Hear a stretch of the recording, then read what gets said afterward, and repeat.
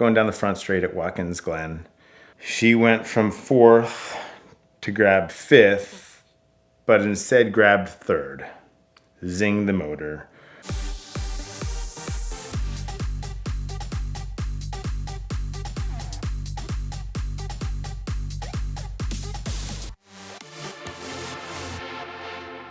Back in 2005, after I had owned a couple of 930 turbos, which I would track regularly, going through the Porsche High Performance Driving School, one of my good friends and we kind of tracked our 930s together, and he graduated onto a 993 turbo. And well, now track days weren't as fun because I didn't have somebody to like run around with, because he was in a much more powerful car and a much better car. I did what any self-respecting car enthusiast would do, is go out and buy my own so I could keep up with him at the track. So this is 2005. I was on the Ren List, which is a Porsche enthusiast website and car forum. And there was a guy saying, I really wanted a polar silver 993. I really like that kind of bluish silver color. I wanted silver with black because that's kind of the quintessential German coloring. And this one had a unique interior. It was blue and marble. The seller was in California. His name was John Gordon. He was part of the Porsche owners group and was doing time trials and tracking and I guess club racing this car a little bit. And he said, it's too nice of a car to really keep racing. And he went on to a 996 at the time. And I bought my 993 turbo in 2005 for 65 grand. I bought it sight unseen. I had one of my friends in California go out and take a look at it.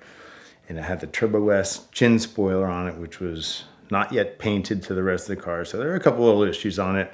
It came with a roll bar and a Recaro race bucket and had a lot of track modifications already done to the car when I bought it. So the car came and I was really excited about it. And there was a short period of time where I owned both the 930 and the 993, despite the 993 being a bit of a stretch for me at the time. I was able to do 1 or 2 track days with some friends and loan them my 930 and have the two of us go out and track together, which was pretty fun. Anyway, finally got rid of the 930 turbo for $31,500 at the time. That was kind of a good deal. Looking back, I probably should have just hung on to that car. My 993 turbo became my track car, and I went through and finished the Porsche Driver's Ed program and got to the instructor level. Before you get signed off as an instructor, they want somebody else to drive your car while you instruct them from the passenger seat. And I had a woman, I don't remember her name or who she was, but she was driving around in my car and she's like, ooh, this is fun, because she wasn't used to driving a car that had 450 horsepower, whatever it was. And going down the front straight at Watkins Glen, she went from fourth to grab fifth, but instead grabbed third.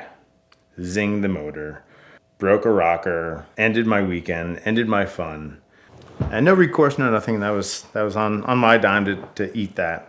Had that repaired and, still tracked the car. And was at Watkins Glen, which was my favorite track when I lived in the Northeast. I would spend days up there trying to find 2 events that were back to back and just literally just drive that car till it ran out of gas, go fill it up and go back out on track and just keep at it. I had a ton of fun with that car on track. Until one time I was at a track day going up what they call the toe of the boot, tight right hand up a hill, and I was matted to the floor, and all of a sudden, boom, all the lights come on like Christmas tree and the thing, and the car starts making a funny sound, and I'm like, oh boy, that's not good. So I kind of limp it around and limp it off the track, and there was oil coming out of the tailpipes, and it was not a good situation. I did a number on the motor. I pushed a connecting rod straight through the number 2 piston, amongst other stuff. I still have the head and the piston on my coffee table as a reminder of some of the damage that I did to that thing. I brought it to a guy in upstate New York who was a known motor rebuilder. Did a lot of the 964 Cup cars for a couple of guys and knew he was a good air-cooled builder. I gave the car to him, and it was with him for 2 years, and I regret highly taking the car to him. But when it was all said and done, I think it was a $38,000 motor rebuild, and it took 2 years, and I hated not being with the car for that long. And it was like constant calls to this guy, "Are we done yet?" And he did not do a great job with the car, and it cost me all kinds of money. Ran the car for a little while longer, and I had a lot of fun with it. I love that car. It's just the lines to me in that car, that's my forever car, the 993 Turbo. As a matter of fact, I just took it to Rensport and back, drove it, I think put about 10,000 miles on the car. I brought the car down to Florida a couple years ago when I moved down there, and it was making a little tapping noise after driving it from New Jersey to Delray Beach. I did that trip in 13 hours and saw a maximum speed of 182 miles per hour GPS verified, which is kind of terrifying in that car. But I can do it, and I had more room. I just ran out of room. So I brought the car in because it was making a little tapping noise. I was going to do a track day with it with a new Porsche region down here in Florida, and I brought it into this place, Orbit Racing, a couple guys over there who are great guys, know their stuff. It turned out that one of the valves had so much slap, I guess, from the cam that it was mushroomed at the end of it, and they couldn't even slide it through. So I was like, we got to pull this whole motor apart. And I was like, oh boy. I thought I was going in for a valve job, and that was like right at the start of COVID when parts and everything were difficult to get. These guys had the car for almost a year, and they're just like, sorry, we can't get parts right now. And so what I thought was going to be maybe a couple $1,000 valve job wound up being another $25,000 motor rebuild. Again, the car's back in action and running great. It makes 550 horsepower to the wheels and about the same torque. And a 3,000 pound car, the thing gets up and goes pretty good. And I do love that car. It's just fitting that thing. It's like putting on an old sneaker and just going. It's awesome. So I bought the car in 2005. What are we now, 2024?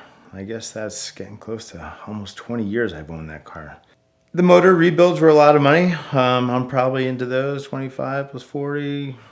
I'd say I'm into this thing for, maybe added 80, 100 grand into the car since I've owned it.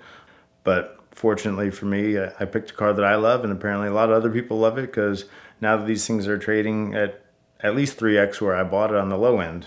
Mine's a little higher mileage car, obviously, because I drive my cars. I honestly don't care what the value of it is, because I don't plan on selling it, and whatever it costs to keep it on the road, I'll keep doing.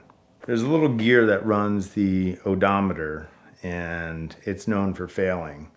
And my gear failed at 53,000 miles, and that was probably about 10 years ago. So I would say I'm close to about 100,000 miles on the car.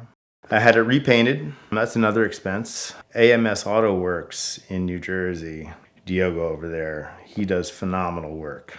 He stripped the car down and repainted puller cylinders. So all the little, just nasty little track dings and scratches and everything else all came out just perfect. And the car it's show quality.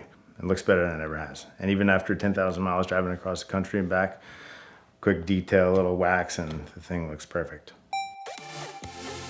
If you're ready for your next adventure, you're gonna need the right car, and the best way to buy your next car is with the help of Premier Financial Services. The simple lease from Premier Financial is the most powerful tool in the world of exotic car financing. You get all the benefits of a traditional loan, like the ability to accumulate equity, pay it off at any time, and they give you a perfectly easy to understand amortization table, but you also get the benefits of a lease, the low payment, the flexible terms, the low down payments, but also you get to use some certain tax benefits that leases entitle you to. They've taken great care of me, and I know they'll take great care of you, so check them out now at the link in the description below.